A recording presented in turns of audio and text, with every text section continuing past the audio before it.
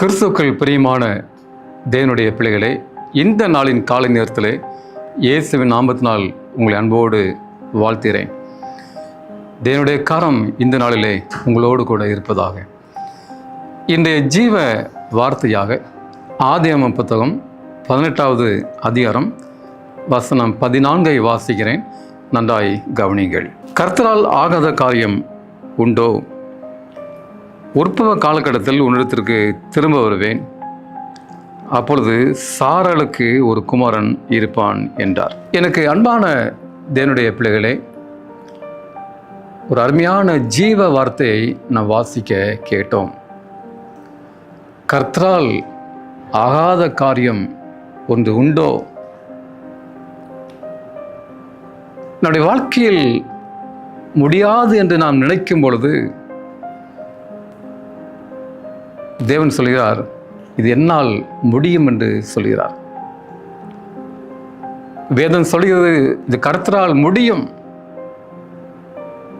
என் வாழ்க்கை அவ்வளவுதான்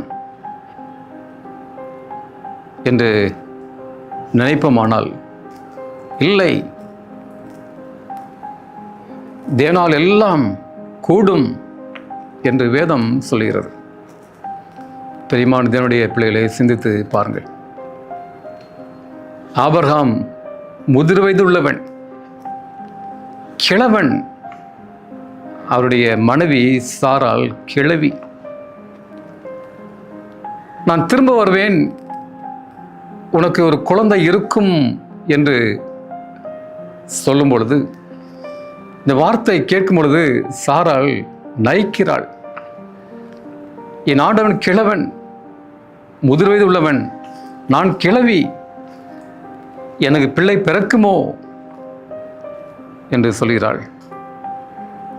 பிரியமான தேவனுடைய பிள்ளை, ஆபிரகாம் சாராளுக்கு ஒரு குழந்தையை கொடுத்தார்.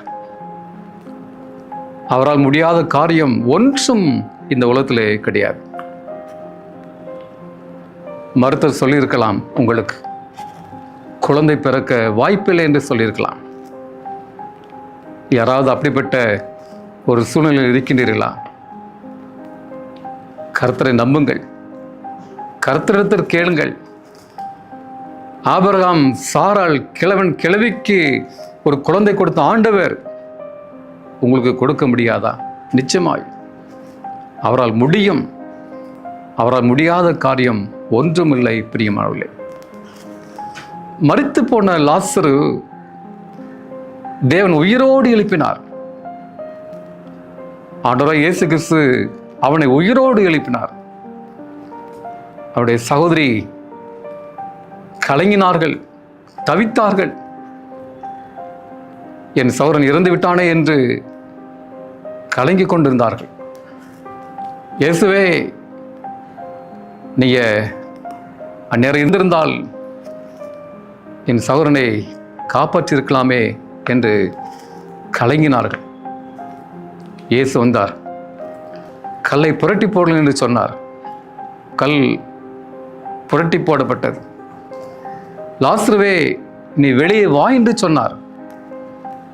மரித்து நாற்றமெடுத்த அழுகின அந்த சரீரம் தேவன் உயிர் கொடுத்தாரே. பிரியமானவர்களே, இதை காட்டிலும் என்ன ஒரு நம்பிக்கை நமக்கு வேண்டும்?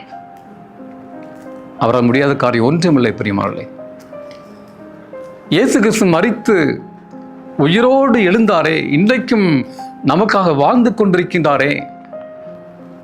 அந்த இயேசுவை நம்புங்கள். வாழ்க்கையில் கஷ்டமா, யாராலும் தீர்த்து வைக்க முடியாத ஒரு பாரமா, பிரச்சனையா, கடன் தொல்லையா, வியாதியா, டாக்டர் கைவிடப்பட்ட நிலைமையில் இருக்கின்றீர்களா? பிரியமானவர்களே, இயேசுவை நம்புங்கள். அவரே நம்முடைய நம்பிக்கை, அவரே நம்முடைய வாழ்வு, நம்முடைய வாழ்வின் அஸ்திபாரம் அவர். அவர் நம்புங்கள், உங்கள் ஒருபோதும் உங்களை கைவிட மாட்டார். நம் கண்களை மூடி ஜெபம் செய்வோம். எங்களை அதிகமாக நேசிக்கிற அன்பின் ஆண்டவரே, இந்த காலை வேளைக்கு நன்றி துதிக்குங்க தாவே. இந்த செய்தி கேட்ட நம்முடைய பிள்ளைகளை ஆசீர்வதிங்க, பாதுகாத்து கொள்ளுங்க. ஆண்டவரே, உம்மால் முடியாத காரியம் ஒன்றுமில்லை ஆண்டவரே. நம்முடைய பிள்ளைடைய வாழ்க்கை காணப்படக்கூடிய கஷ்டங்கள், பாரங்கள், சொல்ல முடியாத வேதனைகள், வியாதிகள் இருக்குமானால் ஆண்டவரே, நம்முடைய பிள்ளைகளுக்கு மனமிறங்கி முடியாத கரைத்தை முடித்து வைக்கக்கூடிய ஆண்டவர் இது. ஆண்டவரே, நம்முடைய பிள்ளைகளுக்கு இறக்க காண்பிக்க முடியாது. இயேசு நாமத்தில் வேண்டிக் கொள்கிறேன் பரலோகத்தின் பரம தகப்பனே.